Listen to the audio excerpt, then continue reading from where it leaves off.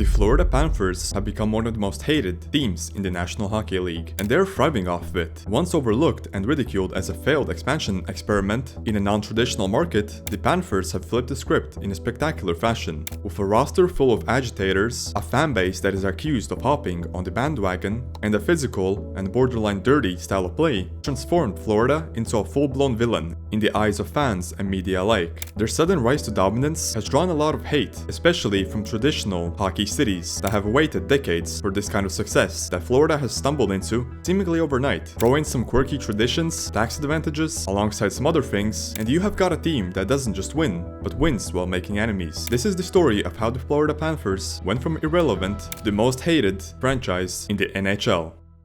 The Panthers' very origin story breeds a bit of jealousy. Florida entered the NHL as an expansion team in 1993, an unconventional hockey market in the South. Yet shockingly, they found success almost immediately. In just their third season, the Panthers went on a miracle run, all the way to the Stanley Cup final. This was unprecedented at the time, a scrappy Sunbelt expansion team en route to the championship round. Traditional markets couldn't believe it. Fans in cities that had waited decades for a cup looked in envy as the upstart Panthers nearly swiped the glory right out of the gate. That Year of the Rat, as Florida's 1996 run was dubbed, established early on that this franchise could be a giant killer, and a new sentiment grew along fans: how dare this new team get success so fast? Fast forward to the past few seasons, and the Panthers again have incited envy with a sudden return to contender status. After many losing years, Florida shocked the hockey world by surging deep into the playoffs, toppling some of the best teams along the way. In 2023, they squeaked into the postseason as the lowest seed, only to upset a record-setting Boston Bruins squad in round 1 and knock out the star-studded Toronto Maple Leafs in round 2. To fans of those storied franchises, losing to Florida felt like insult added to injury. Once again, the Panthers were an underdog, spoiling someone else's dream season. The team even started to lean into being the villain. As one commentator put it, love him or hate him, the Panthers are arguably the most built playoff team we've seen in a while. Florida's back-to-back Stanley Cups reignited that 1996 vibe of an outsider crashing the party, leaving more established fan bases and traditional hockey markets left on the side. Many critics also like to point out the Panthers' long struggle to attract fans, and how quickly that changed once the team started winning. For years, Florida was notorious for empty arenas and the lack of support. In fact, during a 2014 home game, the BB&T Center was so sparsely attended that the official count was just 7,311 fans, an all-time franchise low. That season, the Panthers' average attendance was under 11,000 per game, the worst in the NHL, in an arena that holds over 19,000. As one columnist noted, at the time, the team often played before barely half-full crowds, and the play itself was quite brutal at times. Florida was even singled out by Forbes as having some of the worst fans in hockey, ranking them 4th worst in the league. Now, fast forward to recent playoff runs,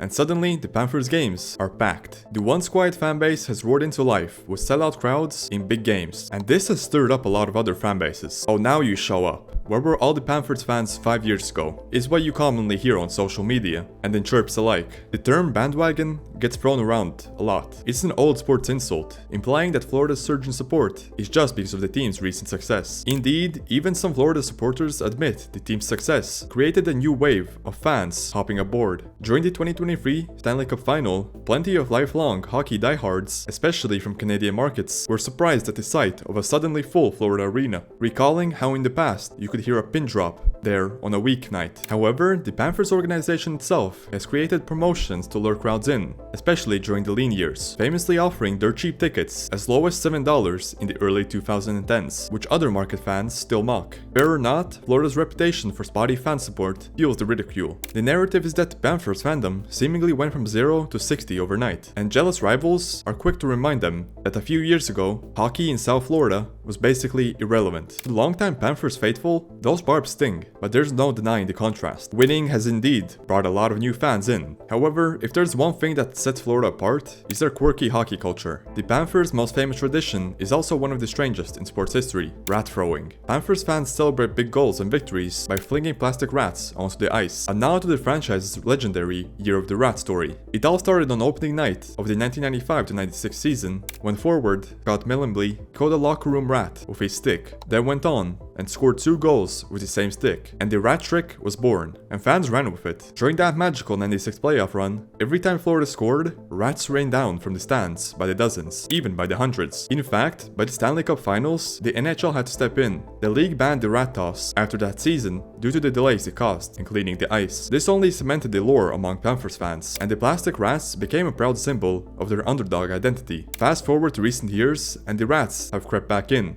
a slightly more controlled fashion. Florida fans revived the tradition during playoff wins, now typically tossing the rats after the final horn. It's quirky and an inside joke that Panthers fans adore, but to many outsiders, it's just one more reason to roll their eyes at this franchise. Traditional fans and media sometimes scoff that Florida's gimmicky celebrations are more notable than their hockey history. The rat tradition especially ticks opposing teams when their home ice gets littered with rubber rats after losing in Florida. It's the kind of thing that opponents don't easily forget, an old grudge carried over decades. Beyond the rats, the Panthers have always been a bit unconventional, which has bred hatred in most traditional hockey circles. Remember, this is a team in Sunsplash, Miami, a place many old school fans felt hockey never belonged. When the NHL first expanded to Florida, many fans questioned whether Miami is a hockey market at all. And even decades later, you'll still hear takes that echo a 2013 Boston Blog jab. We all know Miami isn't a hockey market. The most significant hockey figure there is probably Luis Mendoza, a joking reference to a fictional character from the Mighty Ducks movie. That article went on to call the Panthers franchise worthless, and the local area a cesspool for hockey. Fans from traditional markets just don't feel like Florida deserves a hockey team when, for example, Canada's Nordiques lost their franchise, and long-suffering Canadian fan bases watched the Florida team make the Cup final before their own teams did. However, much of the ire directed at the Panthers focuses on the players themselves, a roster stocked with a mix of elite talent and agitators. In other words, they've got guys you love on your team, but hate if they're on the other side. Start with Matthew Tkachuk, the face of the franchise as of 2023. Tkachuk might be the perfect villain superstar. He's undeniably skilled, a 100-point scorer and a clutch performer, but he's also notorious for his pest-like antics and physical edge. In Calgary, his former team,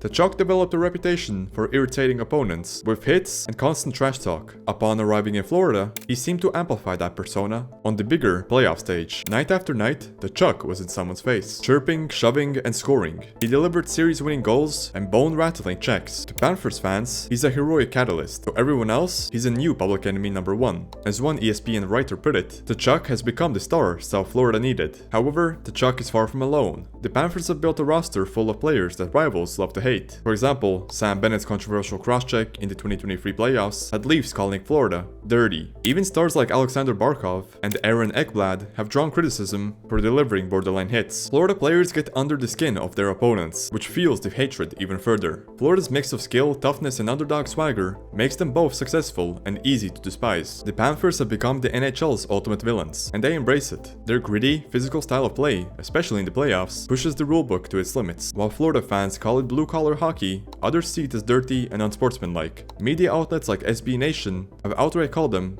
dirty as hell. However, some of the hate towards Florida Panthers isn't even about hockey, it's about money. Specifically, Florida's lack of state income tax gives the team a major off-ice advantage in a salary-capped league. Players keep more of their paycheck, making Florida a more attractive destination than places like New York or Toronto. Analysts have called it a distinct advantage, while critics argue it's unfair that teams in no-tax states can offer more take-home pay without spending more. Others say that the excuse is weak, pointing out that nobody complained about taxes when Florida was still bad. Still, with the Panthers now winning and signing stars like Matthew Tkachuk, the perception persists that Florida has a built-in edge, sun, low taxes, and little media pressure. That stings for fans in colder, high-tax markets where hockey is life. And the numbers don't help. 4 of the last Cup winners have come from no-tax states. Florida looks like paradise, and it feels like they're winning with a cheat code. The Florida Panthers didn't ask to be the villains of the NHL, but they've embraced it better than anyone. From plastic rats raining down after playoff wins to the smug smirks of Matthew Tkachuk after another clutch goal. Florida doesn't just beat you, they make sure you feel it. Their rise has been controversial to say the least, and they have challenged the idea of what a successful franchise should look like. The bandwagon jokes, the tax state complaints, and the outrage over dirty hits. It's all noise to the team that clearly doesn't care about anything else but winning.